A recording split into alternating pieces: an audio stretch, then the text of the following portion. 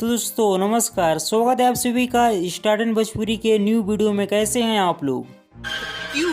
क्या हुई? तो जैसे कि दोस्तों यहाँ पे देखिए यार, पावर स्टार पवन सिंह के न्यू सॉन्ग का पोस्टर आ चुका है, जो कि एक सॉन्ग तो ऑलरेडी यहाँ पे आज ही यहाँ पे रिलीज हुआ है। बाकी यहाँ पे नया सॉन्ग का पोस्टर आ चुका है, जो कि अपना राजा जी के सॉन्ग का यहाँ पे नाम होने वाला है, जिसको यहाँ पे आशुतोष तिवारी जी लिखे, म्यूजिक प्रियांशु सिंह का होने वाला है। बाकी दोस्तों यहाँ पे देखिए ये जो सॉन्ग है आप लोगों को बहुत जल्द यहाँ पे रिलीज होने वाला है, जिसमें की आप लोगों को ईशानी घोष आप लोगों को नजर आने वाले इस सॉन्ग के अंदर आप लोगों को देखने को मिलेंगे। और इस सॉन्ग का बात करना यहाँ पे क्या यहाँ पे कंफर्म डेट रहने वाला। तो बाकी दोस्तों यार यहाँ पे देखो, अभी यहाँ पे कमिंग सॉन्ग यहाँ पे टैगलाइन डाला गया है।